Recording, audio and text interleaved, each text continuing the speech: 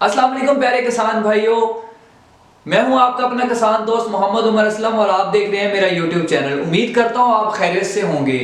आज की इस वीडियो में हम बात करेंगे कि कपास के लिए ज़मीन की तैयारी किस तरह की जाए और एक अच्छी ज़मीन की तैयारी जो है वो अच्छी पैदावार हासिल करने में कितना अहम किरदार अदा करती है। तो इसको मैं अपने अल्फाजों में इस तरह बयान करूंगा कि एक अच्छी ज़मीन की तैयारी जो है वो अच्छी पैदावार हासिल करने में इतना ही अहम किरदार अदा करती है जितना कि एक अच्छा घर बनाने के लिए उसकी जो है वो बेस या उसकी जो बुनियाद है उसका अच्छा होना बहुत ज़रूरी है। प्यारे किसान भाइयों, सबसे पहले तो मैं आपको जरा बताना चाहूंगा कि जो कपास की जड़ है वो किस तरह की होती है और उसका थोड़ा बहुत आपको इंट्रोडक्शन दूंगा आम जबान में। उसमें कोई ज्यादा साइंटिफिक टर्म्स इस्तेमाल नहीं करूंगा ताकि आप उसको बेहतर तरीके से जो है वो समझ सकें।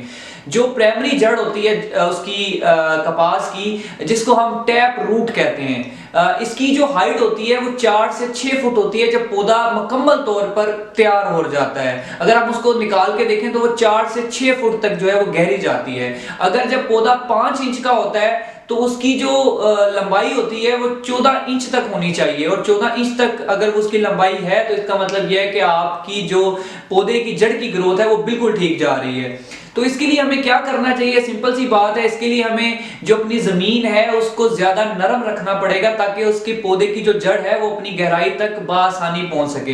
जैसा कि किसान भाइयों आप जानते हैं कि हमारी जो जमीनें हैं वो सख्त हो चुकी हैं, और इसको सख्त होने की वजह से जब गर्मी का मौसम बहुत ज्यादा हो जाता है तो आप देखते हैं कि जो पौधा है वो अपना फल गिराना शुरू कर देता है, पत्ते सुकड़ जाते हैं, और किसान भाई जो है वो देखा देखी खाद डालता है। जी अमजद ने 2 बोरियां डाली हैं तो मैं 3 डाल दूंगा, लेकिन उसके बाद भी उसको वो रिजल्ट नहीं मिलता जो कि एक्चुअली उसको मिलना चाहिए।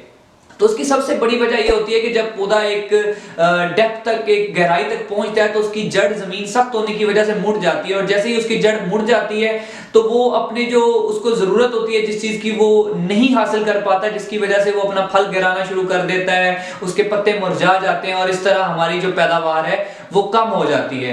तो आज इसका जमीन को तैयारी के हवाले से जो मैं आपको तरीका बताऊंगा उससे ये होगा कि आपकी जमीन जो है वो नरम होगी, पौधे की जो जड़ है वो गहराई तक पहुंच सकेगी, जिससे हम अच्छी पैदावार हासिल कर सकते हैं। तो जमीन की जो अच्छी तैयारी करने के लिए अगर आपको सबसे पहले आपको उसमें चीजल हल चलाना पड़ेगा, जिसको हम चीजल प्लो भी कहते हैं। आप जब चीजल प्लो गहराई से चलाएंगे तो आपकी जो जमीन की जो सख्त तह है वो टूट जाएगी, जिससे आपकी कपास की जड़ जो है वो गहराई तक बासानी पहुंच सकती है। तो इसको आपने रेतली जमीन में बिल्कुल नहीं चलाना, ना ही उसमें इसकी जरूरत होती है। आपने उस जमीन में चीजल प्लो या चीजल हल को चलाना है जो कि जमीन सख्त होती है।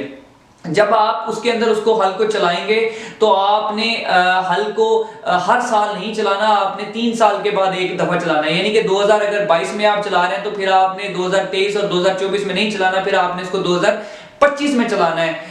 इसके बाद अगर आप जब इसको अच्छी तरह चीजल प्लो को मतलब चीजल हल को जो है वो जमीन के अंदर अच्छी तरह कर लेते हैं, उसके बाद आपने उसको एक दफा कंप्लीट पानी से भर देना है। यानी कि जहां तक आपके बनने हैं आपने उसको एक भरपूर तरीके से जो है वो पानी से भर के उसको छोड़ देना है, ताकि जो जमीन में जो पानी है वो गहराई तक पहुंच सके, उसका जो वत्तर है वो गहराई तक पहुंच सके।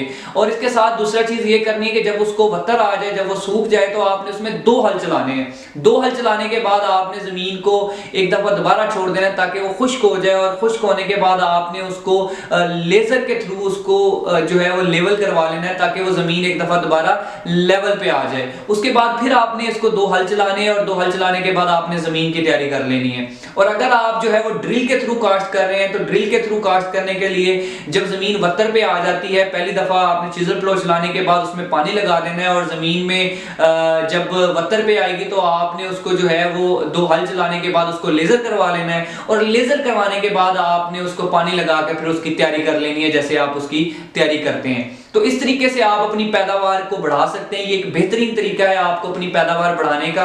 आप जब अच्छी जमीन की तैयारी नहीं करते, और होता क्या है कि एट द एंड जो है वो आपको अच्छी पैदावार नहीं मिलती, और इसके साथ साथ ना सिर्फ आप अपनी पैदावार से हाथ धो बैठते हैं बल्कि आप सस्ती पेस्टिसाइड कंपनी और किसान दुश्मन जो पेस्टिसाइड और कंपनियां हैं, जो खाद की स्प्रे की कंपनी है, वो फिर धड़ा धड़ा आपको अपनी खादें और स्प्रे बेचती हैं, और फिर मेरे जैसे जो किसान एक्सपर्ट या जो एग्रीकल्चरिस्ट होते हैं वो अपनी कल्टर से करोला पे आ जाते हैं, और जो पेस्टिसाइड मालकान है वो करोला से जो है वो एमजी गाड़ियों पे चले जाते हैं। तो मेरे प्यारे किसान भाइयों, सबसे पहले आपकी रहनुमाई, आप अपनी बेहतर तरीके से जो भी फसल काश्त करते हैं उसके बारे में प्रॉपर नॉलेज लें। आजकल इंटरनेट का दौर है, आपको हर तरह की जो नॉलेज है वो इंटरनेट से मिल जाएगी। उर्दू जबान में मिल जाएगी, पंजाबी में मिल जाएगी, सराइकी में मिल जाएगी, जिस जबान में आप चाहते हैं आपको मिल जाएगी। आप अपनी रहनुमाई करें, आप अपनी रहनुमाई करने के बाद फिर आप उस फसल की तरफ जाएं, बजाय इसके कि आप जो है वो ऐसे ही सुनी सुनाई बातों पे जो है वो